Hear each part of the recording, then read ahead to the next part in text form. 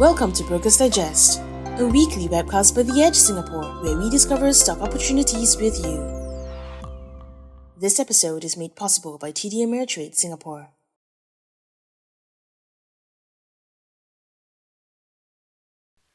Hello and welcome to another episode of The Edge Singapore's Brokers Digest. I'm Amala Balakrishna and I will be your host for today's discussion on popular options strategies. Joining me is Christopher Brankin, Chief Executive Officer of TD Ameritrade Singapore. Hi, Chris. Welcome. Hi, good morning. Thank you for joining us. Always a pleasure to be on. Thank you. Thank you. So before we jump into our discussion on options, Chris, what a week it has been for the US market. There was substantial activity in the US last week, starting with the very first presidential debate between incumbent President Donald Trump and Democrat campaigner Joe Biden. Markets also felt the pinch from the release of the September jobs report, which showed that the job market has been moving at a stagnating rate, with the economy adding 661,000 jobs, much lower than the 859,000 that was expected. But I think the main push was the market-moving announcement of President Trump testing positive for the coronavirus. US stocks slid on Friday with the S&P 500 closing down 32 points or 0.96%, while the Dow Jones dropped 134 points at close after selling off over 300 points soon after the markets opened. And Nasdaq extended its loss to close down 251 points or 2.2%. So market watchers are saying the news has added uncertainty to an already jittery market headed into elections. Now, Chris, what do you think? Do you expect this trend to persist? Well, look, last week was incredible. I mean, I think a lot of people were waiting for the Labor Department and the jobs report. And then you threw in the fact that Donald Trump and Melania both tested positive for COVID-19, were brought to the hospital. It just added further uncertainty. So I think when you look at that from a trading perspective and what our customers at TD Ameritrade and what investors around the globe are generally looking for, like, is that a measured response, or is that maybe a little bit of overreaction into an event, that the people didn't know what the outcome was? I think as we've seen President Trump do a couple different tweets, from Walter Reed, I think markets have, gained a little kind of footing back. We see the S&P 500 futures, are up about 25 points at this point right now. So I think markets maybe overreacted a little bit, but I think that's going to be the trend. We talk about trends we look for going into the November 3rd elections. We're going to see some increased volatility. There are some market moving events that particularly, are going to be out there in the market. The vice presidential debate, the next presidential debate, if and when that's going to happen. Further in terms of what's going on with the pharmaceutical space. Are we getting close to having a therapeutic or a vaccine? Because I've said this for many months now, so goes the coronavirus, so goes the markets. And I think markets are very sentimentally driven right now. So we see a lot of kind of people participating in the markets right now, especially what we see our customers at TD Ameritrade is in Singapore, is they are using derivatives to participate in market opportunities and to potentially put on hedges across their portfolios. Right. Okay. Thank you, Chris. So I think earlier you mentioned that there's been quite a lot of volatility recently. So is this volatility something that is unique to this period of time, or is it something that you've also seen in the previous election years? Well, I mean, historically going into an election period, we do see some increased volatility. I think this particular election, there's been a couple more ingredients that have added some times of increased volatility, and I think that choppiness will continue. And I think most market participants are on that same camp. With the coronavirus, with the uncertainty around that, in terms of what's going on with the Fed, in terms of when we get to that election time, there's even concerns about how long it's actually going to take to count the votes. And are we going to have a clear-cut winner within the first, few days of the election being over?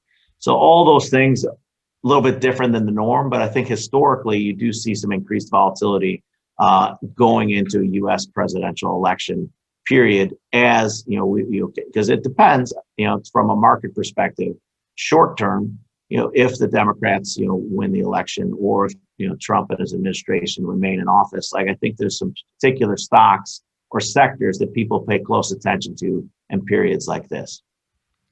Okay, so just want to ask you right there, what are the stocks or what are the sectors that you think our viewers should be looking at right now? Yeah, look, on a short-term perspective, if you think that, Donald Trump is going to remain in office, generally that's good for tech, that's good for banks, it's good for energy.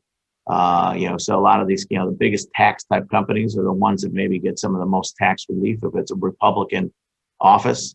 Now, if Joe Biden were to win the election, I think, historically we look at it, markets kind of initially look at that as it's not great for small business. As we look for increased tax levies, is some of these things that generally will drive the market over the first few weeks, and that is around, the same types of things. You got technology companies, which have been an unbelievable run right now, been driving markets higher. We have the big banks that have been under pressure, but, if we get a change in administration, generally, Democrats aren't seen as being good for big banks. And then on the pharmaceutical space, I think a lot of that is the deal, just in terms of, does someone find a therapeutic? Does someone have a vaccine that's approved by the FDA and being ready for distribution? So those are some things that, as we head towards that November 3rd period, are some areas or some sectors that people are more involved in. Now, historically, if you look at it after the election's over, it doesn't really matter, what administration's in office. It's not technically 100% bad or good for any of these sectors going forward in the longer term. Right. Okay. Thanks, Chris. But maybe I just want to ask you a very, very specific question right here. You mentioned certain industries and sectors like pharmaceuticals, which are making the headlines right now. But do you have any top picks in terms of counters that you see TD Ameritrade's customers buying recently? Well, I think the main kind of 3 or 4 that we're looking at are the ones that are in the clinical trials. You have everything from Pfizer, AstraZeneca. You get Johnson & Johnson just last week kind of getting into their clinical trial phase. We've had a stock, Moderna, that has been significant, price increase over the COVID-19 period. So of these 4, I think people are kind of starting to take positions in terms of whether they think that they're going to be the first one to the race, to the therapeutic or the vaccine. And we are seeing a heavy activity, across all of these stocks, and a lot of the customers where we do seeing have been, kind of net bullish, in terms of adding exposure to the pharmaceutical sector. I don't think anyone really wants to be short, the particular pharmaceutical counter that ends up getting the vaccine or the therapeutic, because I think that would, being short that stock at that point would probably not work out so well. Well, I think given all of this uncertainty, it's best that as investors, they look at a diversified options and stock market options and opportunities to make sure that their risks are well, they don't put them into one particular basket. So I think right now it's best that we look into options, our topic for today. I think last week we looked into some of the advantages of buying options. And this seems to have piqued the interest of our viewers because we received several queries from them on how to buy options through the TD Ameritrade platform. Now, Chris, please enlighten us on this. Yeah, look, it's, so we have about 3/4, 75% of our trades are actually derivatives. And people, is common question, like, especially if they haven't used our trading platform before. If I can, I'd like to just share my screen really quick. Rather than kind of walking through a trading example on the trading platform, I'm going to show you an area that is something that we drive people towards, and is that we get hundreds of thousands of unique content and clicks from our customers on a monthly basis here. And this is our education center. So simply, if you go to our webpage, the tdameritrade.com.sg, and then you log in to your trading account.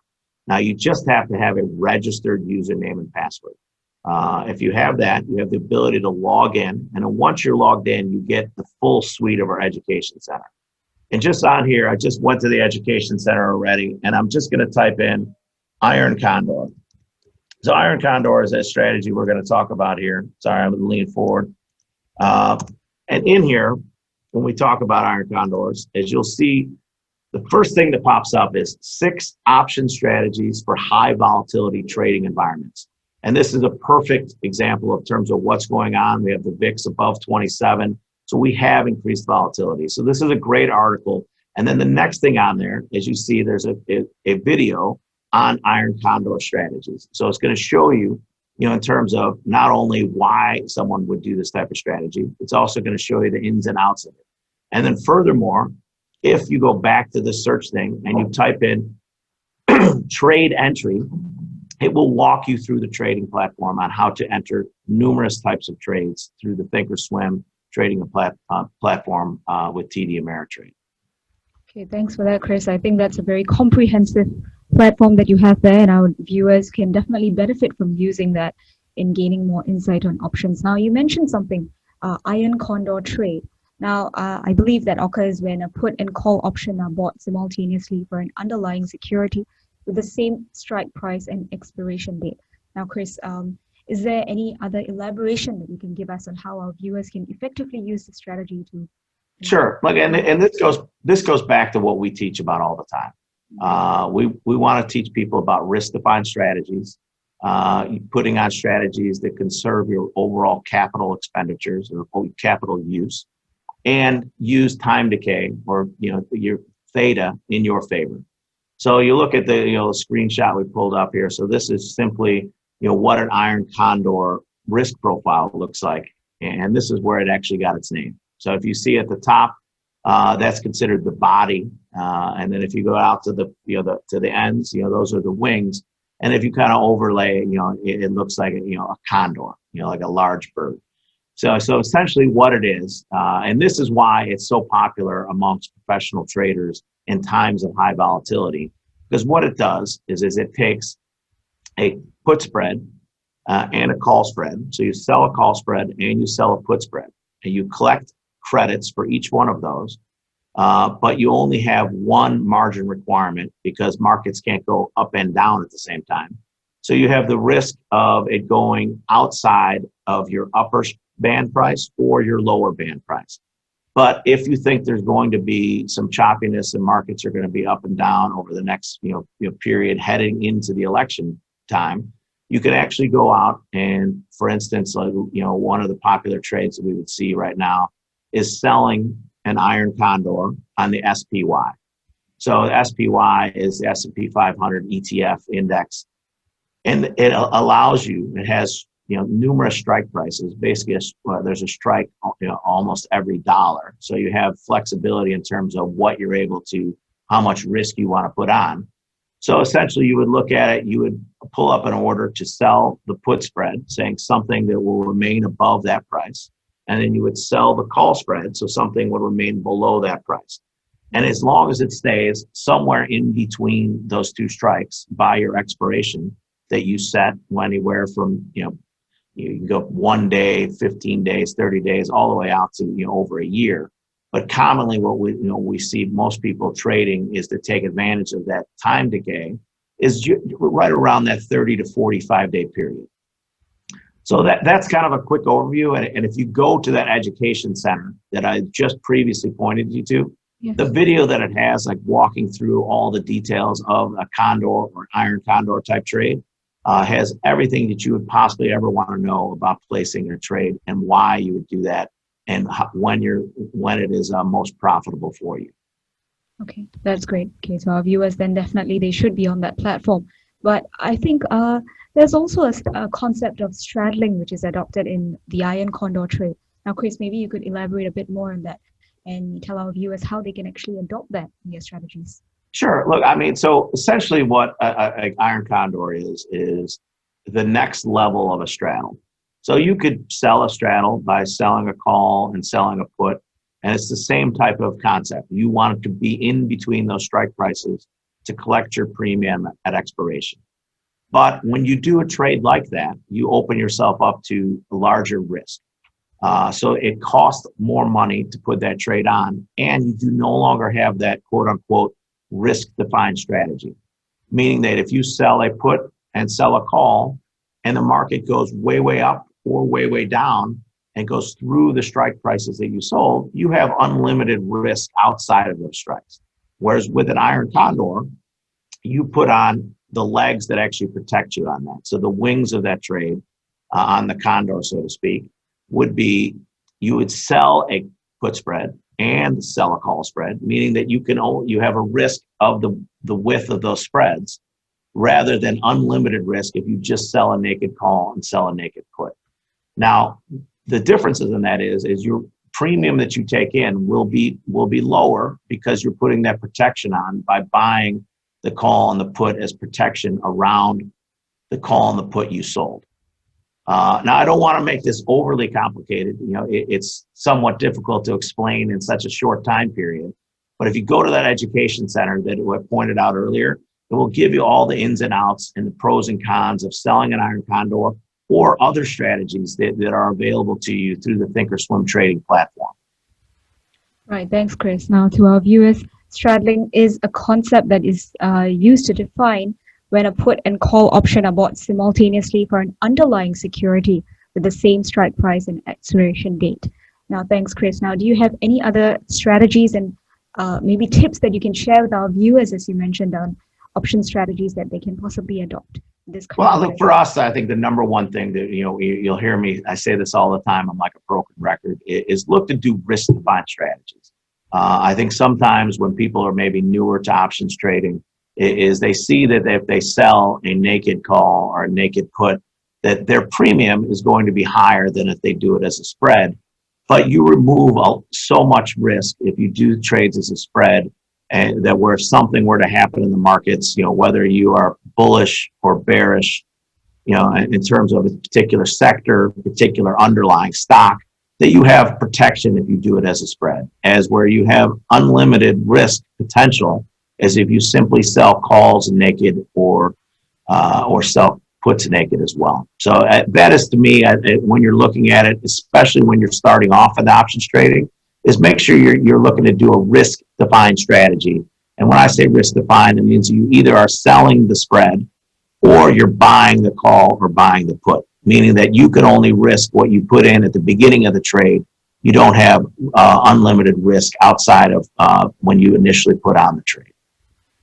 I think that's really, really important that we have a risk-defined strategy. And to our viewers, I think that will be very, very beneficial as well. So now, Chris, at this juncture, I think I would like to move back into our discussion earlier on market news, as well as certain stocks that we should be looking at. You mentioned quite extensively on the pharmaceutical sector, and I think that is something that has been performing quite well lately. In fact, the sector has been even outperformed the S&P 500, as we can see in the slide coming up. So perhaps maybe one question that I have for you, rather technical one, if I may. We see that the clinical biotech companies like Moderna and Novavax, as well as big pharma players like Pfizer and AstraZeneca, as you mentioned, have been sharing the spotlight. So the shares of Moderna has soared by 261%, while that for Novavax has surged by 2,612% since the start of the year.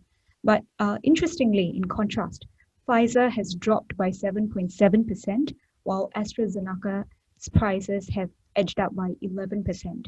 So actually, to me, on the surface, it appears that buying biotech stocks instead of shares in pharmaceutical companies is a better strategy.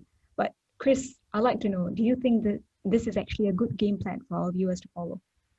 Well, look, I mean, hindsight on that, especially on the stocks like Moderna and Novavax, the percentage gains have been tremendous. I think, some of the larger pharmaceutical companies, they have lots of different things in their pipelines. They have, lots more shares outstanding, like in the case of Pfizer, versus say Moderna, where you've seen Pfizer is actually slightly down on the year, and some of these other pharmaceutical companies have had, tremendous gains.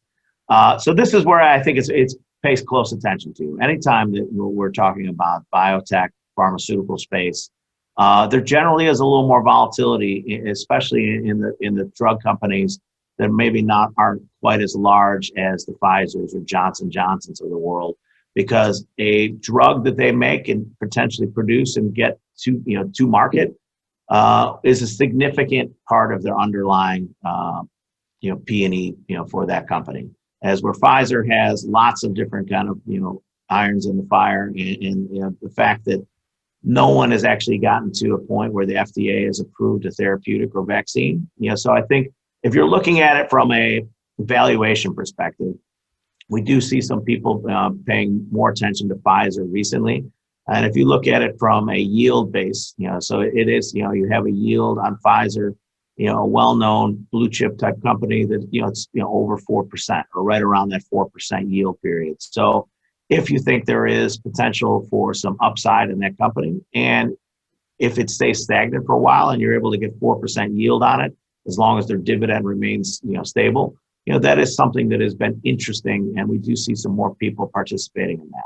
Now, for some of the stocks that have run up tremendously over the course right now, that's one of the questions we get. Like, is it too late to buy these? Are they going to go back down? A lot of that is unknown. I mean, if we knew that, I guess my chair would probably look a little different than this, maybe sitting on a beach somewhere. But it's something that you can use the options market in order to kind of make a directional type play on that with reducing your overall capital expenditure, because you're not just simply buying the stock, and if the stock goes down, you lose money. Like, you can make a directional play. If you are bullish on it, you can either look to sell a put spread, or you can buy the calls outright. And you could do this by outlaying a lot less capital than you would do it if you were simply just to buy the stock at its elevated levels where it's been from the last 6 months. But I still go back to, I think, if one of these companies does come up with a therapeutic or a vaccine, I mean, that's going to be nothing but positive, especially on a sentiment-driven market that we've seen here over the last kind of 6 to 8 months. Right, definitely. So I think across the sectors, I think what resonated to me in terms of your suggestions was having a risk-based strategy. And I think that given this uncertain outlook, that is the best thing that we should adopt to tide us through this in terms of our investment decisions. So with that, we have come to the end of this week's Brokers Digest. Thank you, Chris, for your insightful comments. So to our viewers, we hope the strategies have helped you in terms of your investment making decisions during this uncertain market outlook. Do like us on Facebook and Instagram to be alerted on next week's episode. We'll be discussing more investment tips that you won't want to miss. If you have any further questions or topics you would like for us to discuss, do leave them in the comment section below. I'm Amala Balakrishna, and joining me today is Chris. We'll see you again next week. Thank you. Goodbye. Thank you for listening.